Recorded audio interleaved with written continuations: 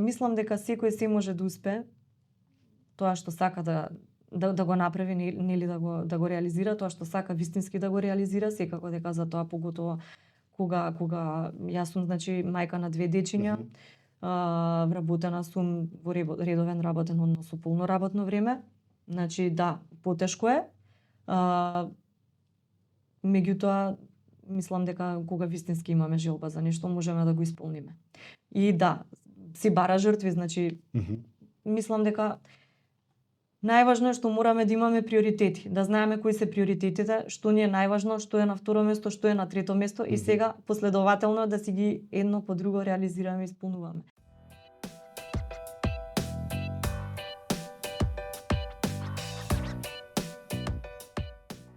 Здраво, добре дојдовте во подкастот За секого по нешто на Сакам да кажам. Јас сум Горан Конев, а овој пат со нас е Катерина Шиповиќ, ултрамаратонка која неодамна го истрча по втор пат Спартатлонот. Тоа е трка од 246 километри во Грција. Па честитки за подвигот. Благодарам. Јас не можем ни да замислам како е тоа. Па еве, ќе ни кажеш како се чувствува човек откако ќе истрча 246 км, мислам физички, емотивно, психички. Вака, благодарам на поканата, пред се. Како се чувствува? Да кажам исполнето затоа што сепак било една цел која што сум ја имала како некоја замисла во својата глава одредено време. Значи, речи си цела година. Така да кога веќе ќе се реализира тоа, исполнето, реализирано, среќно, секако весело, да, и со емотивно, да, емоции еден куп, секакви емоции. А физички колку време треба да заздравиш од сето тоа, да се рехабилитираш? Па треба, телото релативно многу се истрошува по еден ваков, да речам, настан. Колку треба? Само треба добар одмор наредните неколку дена. Реално. Добар одмор и добра појачана исхрана, да кажам. Така да си се враќа телото после неколку дена, си се враќа во нормала за да се почне со наредни физички активности, може постепено веќе, нели, неколку дена после самата трка, меѓутоа се би требало да биде тоа постепено. Да не без никакво брзање, да се даде простор, да му се даде време на телото да се одмори. Правилно да се одмори. Што е тоа Спартатлон? Спартатлон е ултрамаратонска трка, да речам на некој начин со некаква историја, значи оваа година веќе беше 42-во издание на тркава. Трката пред 42 години, односно пред 43 години ја имаат смислено, односно сакале да пробаат тројца англичани, од кои едниот ултрамаратонец сакале да пробаат дали е реално, затоа што се сведува на еден мит од 490 година пред нашата ера, во војната на персиците, кога ја нападнале Спарта, односно Атина, не Спарта, кога ја нападнале Атина, војникот Фидипидис бил испратен од Атина до Спарта да ги извести спартанците да побара помош од нив. И се верува дека тогаш Фидипидис стигнал во Спарта за фактички наредниот ден, односно тргнал дента, последниот викенд од септември, тргнал дента утрото на изгревање на сонцето и се верува дека стигнал наредниот ден на зоѓа, пред да зајде сонцето. Значи тоа е еден период од 36 часа во истиот период од годината. Од таа причина и секоја година трката се одржува последниот викенд од месец септември. И дадени се тие 36 часа како еден временски лимит кој што е дозволен од трката за успешно финиширање на трката. Значи тоа е некоја дистанца, да речеме, од 7 часот наутро до 7 часот попладне наредниот ден. Така. Значи тоа е некоја као дистанца од Скопје до Софија да трчаш, ама условите се сосема поинакви, така? Да, сега условите Како бе тој терен по кој што се трча? Теренот, главно поголемиот дел од трката е, да речам, патишта и автопатишта. Значи се пак има по Да. баш такви патишта. Главниот дел е асфалт, патишта, автопатишта и некој помал дел, да речеме, во текот на ноќта. Се трча низ некои локални селца, патчиња. Сега има и дел кој што е трейл патеки. Трейл патеки, значи патеки се трча низ ниви, маслинови насадиш. Да, насади, така. И има еден дел, планински дел, значи планинскиот дел исто така тој се поминува за време на ноќта. Планинскиот дел е искачување од 1200 метри надморска височина, од прилика некаде 10 километри асфалт искачувањето. И останатиот дел некаде околу 5-6 километри е трейл. Фактички главниот врв, искачувањето на главниот врв на планината и спуштањето од врвот на планината е трейл. Тука има малце карпест камен дел, земјен дел, да. Па да, меѓутоа не е нешто реално, не е нешто комплицирано. Значи цела таа промена на патеката, нели има рамно, па искачување, па спуштање и тоа постојано целата трка се движи на таков терен. Сето тоа на некој начин е и добро затоа што на толку долга дистанца на телото и на носете убаво им доаѓа да има промена на мускули. Добро, тоа се трча непрекинато или имате право на паузи да правите за јадење такви работи? Временскиот лимит е тој 36 часа, во кој што ќе ви биде одобрено дека успешно имате финиширано трката. Сега во тој период фактички трката има 75 контролни станици во просек на секој 3,5 километри. Секоја од нив си има свој временски лимит во кој што треба да се помине таа контролна точка. Во тие 246 километри сами си одредувате, реално си правите или некој план кога и како можете и колку можете да си дозволите одмор со седење, со некоја подолга пауза, со храна и ред други работи. Меѓутоа самата трка по себе за таа дистанца да се помине во тој даден лимит не дозволува многу простор за голем одмор. За голем одмор не. Значи во глобала треба да има движење цело време. Добро, како се фокусирате во текот на трката? Мислам, дали доаѓаат онакви некои мисли, готово се откажувам, што ми требаше сето не, видете вака, тоа е психичкиот момент како се одржува. Тоа е кај секого различно, буквално кај секого различно. Јас можам за себе да кажувам, значи јас никогаш не сум имала мисла во себе, јас ќе се откажам. Значи ќе се откажам ако не дај Боже бидам принудена да се откажам доколку станува збор на некоја повреда или не да Боже да не успеам да бидам доволно брза да завршам во даден временски лимит, па да треба поради тоа да ми биде неуспешно финиширана трката. Меѓутоа лично до сега не сум имала момент да си помислам јас ова не можам повеќе, тука се откажувам, тоа за мене трката тука завршува. Значи тоа не ми се случило до сега. Се надевам дека нема да ми се случи и понатаму. Меѓутоа, да, има моменти во толкава дистанца, реално и на временската прогноза тркава што ја има е доста тешка, значи преку 30 до 34-35 степени со висока влажност. Така да временските услови се доста тешки, тоа е другиот дел од трката што ја прави тешка и посебна.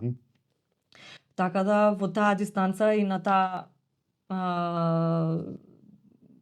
на тие временски услови, да, се случува на моменти да биде многу лесно, па на моменти да биде малку потешко, па тука и емоции некои се случуваат, па и некои прашања во глава, дали ќе издржам, дали можам, дали ќе убрзам, еве сега забавувам, па потоа ќе убрзам, па ќе бидам многу среќна, весела, ќе бидам полна со енергија, па тоа се случува на неколку пати за време на трката, така да тоа е лично кај мене тоа ми се случува. Да, ма тоа све се прави во текот на трката или тактичкиот дел? Тоа не е тактички се прилагодуваш само? Не, тоа се моменти, значи пред трката ние си имаме едни планови, меѓутоа на ваква трка не можеш се да испланираш. Секој дел од трката, затоа што не знаеш кога ќе ти се случи за време на трката. Сепак станува збор за голема дистанца. Голема дистанца и голем временски период. Така да многу фактори влијаат на тоа. Тоа се работи кои сами по себе си доаѓаат. Еве јас лично имав, да речам, првите 70-60 километри ми беа многу лесни и се движев многу брзо, дури побрзо од што планирав и од што очекував дека ќе можам да се движам. Меѓутоа после 70 километри почна да ми станува прилично тешко затоа што беше многу топло.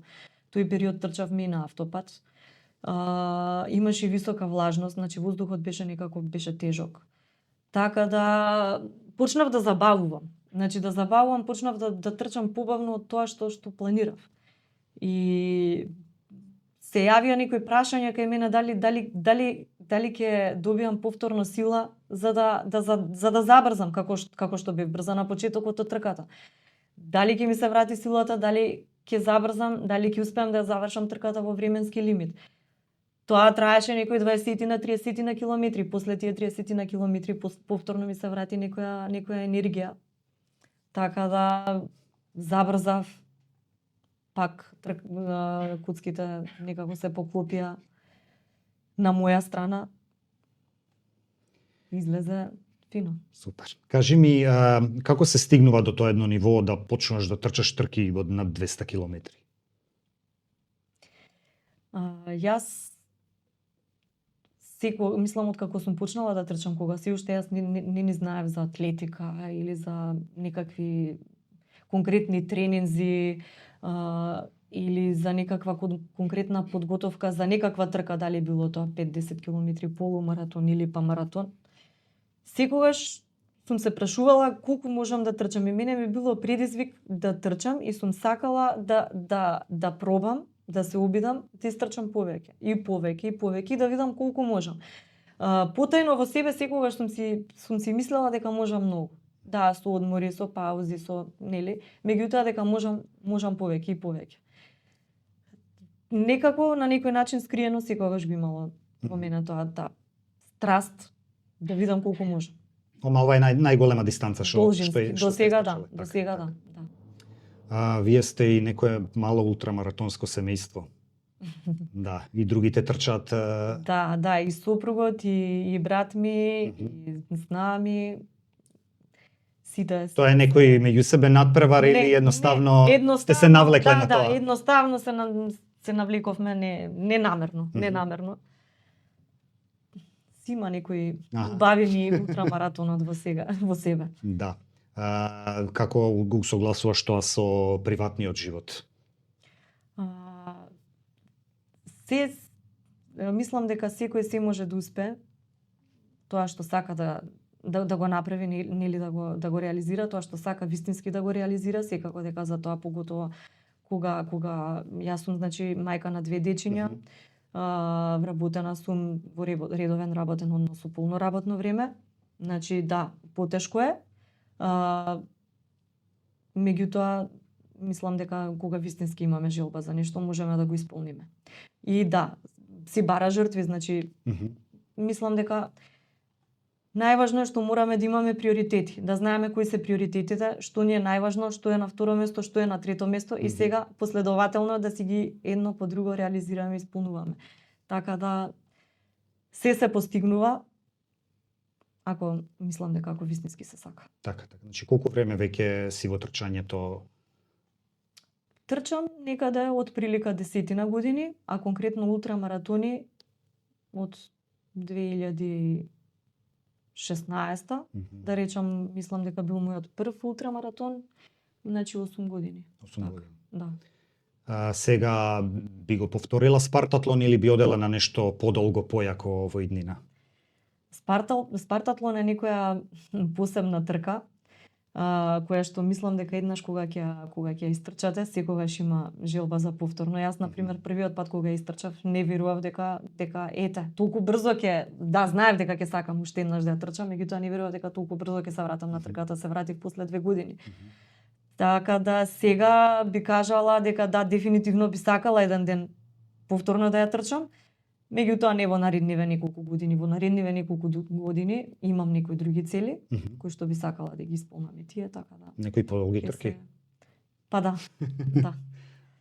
Каква е таа ултрамаратонска заедница? Дали тоа се главно со исти луѓе трчате по трките или зависи од трката? Зависи, значи ултрамаратоните кога се во прашање има различен тип на ултрамаратони. Има ултрамаратони на асфалт, ултрамаратони на рамно кои се трчаат, ултрамаратони во кои што се постигнува одредена дистанца, да речеме за 6, 12, 24 или 48 часа, или пак одредена дистанца да истрчате за побрзо време, за одредено време. Значи бркате време за одредена дистанца, например за 50, за 100 км, за 100 мили и така натаму.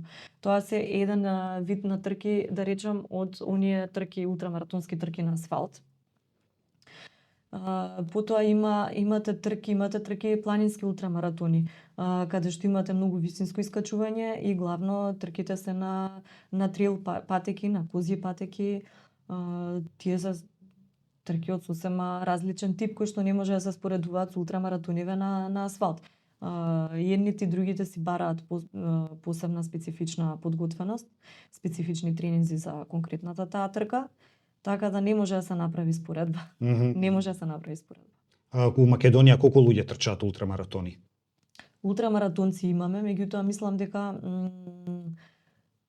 многу се малку на број ултрамаратонците кои што трчаат асфалт.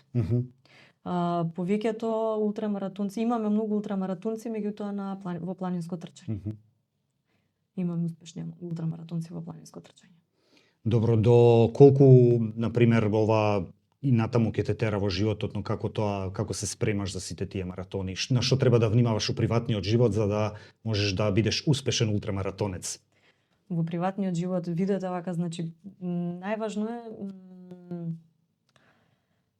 прво психички на некој начин да бидете релаксирани, опуштени, да имате поддршка од околината. Поготоа, јас еве ќе повторам, бидејќи сум мајка на 2 мали дечиња, значи јас не би можела се тоа да го правам доколку немам поддршка од најблиските. На прво место нели сопругот, потоа тука се мајка ми, моите родители, мајка ми, брат ми и останатите. Така да најважно е да речеме психичката растеретеност и поддршката од најблиските. Потоа на што треба да се внимава? Треба да се внимава, значи ваков подготвување за ваков тип на спорт си бара одмор, доволно одмор и си бара нормално исхрана. Јас нешто посебно не можам да речам дека некоја специфична ригорозна исхрана имам. Меѓутоа се обидувам да внимавам, да внесувам се што е потребно да внесувам. Главно. Така, тоа е. Би било тоа. Може уште едно прашање само за евентуално комуникацијата со другите маратонци за време на трки, дали запознаваш некои интересни луѓе, дали останувате во контакт, дали имаш пријателства и некоја анегдота, нешто смешно да ти се десило. Да. Значи се случува како не поготоа на толку дулги трки се случува да има околу нас тркачи кои што ете на некој начин трчаме со исто темпо.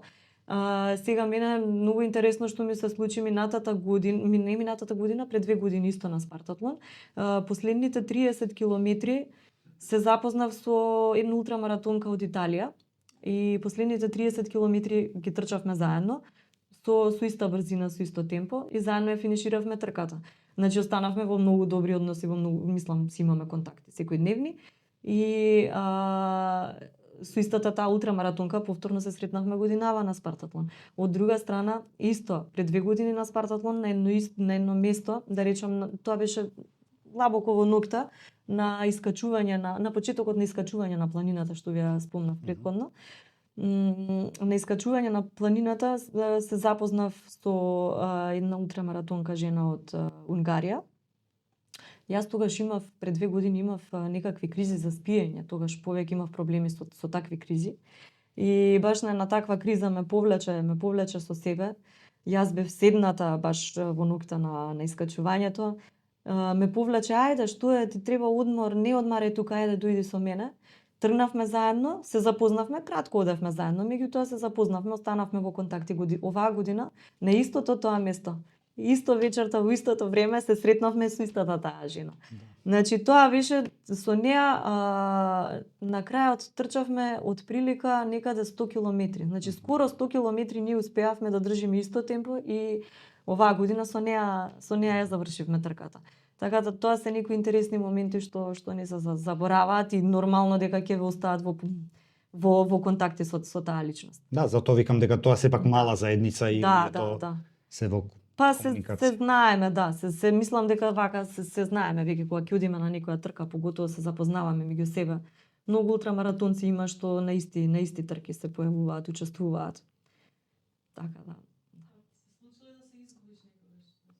Ми се случило да се изгубам не меѓутоа да ајде да речам да избегнам малку од патеката, да тргнам во погрешна насока и слично. Тоа ми се случило тука кај нас во Македонија на Галичица, на наша трка на Охрид Ултра Трейл и таму повторно од премуреност. Тоа беше, значи, трката ја стартувавме доцна во ноќта, беше во 11 часот пред полноќ. Ја стартувавме трката и некаде на изгревање на сонцето, тогаш ја искачувавме Галичица и тогаш ми се случи повторно некој замор. Па си приседнав малку да одморам на еден камен и така малку со затворени очи да ги одморам очите, да ги одморам очите, јарно, ама вака кога ја кренав главата да продолжам наместо нагоре, јас си продолжив надоле затоа што малце полесно ми се виде дека надоле не треба да се качувам, да. И си продолжив надоле, па тука имав и дебата со други тркачи што одеа нагоре, се расправавме дали треба нагоре или надоле да се оди. Така да тоа ми беше едно такво искуство, исто што ќе го паметам, од една страна што ми е смешно, вака се смеам секогаш кога ќе го спомнам, меѓутоа по друга страна тоа ми даде таква една лекција што таква грешка после тоа не ми се случила повторно. Добро, Катерина, благодарам за гостувањето во нашиот подкаст и многу успеси понатаму. Благодарам многу на поканата уште еднаш. Драго ми беше.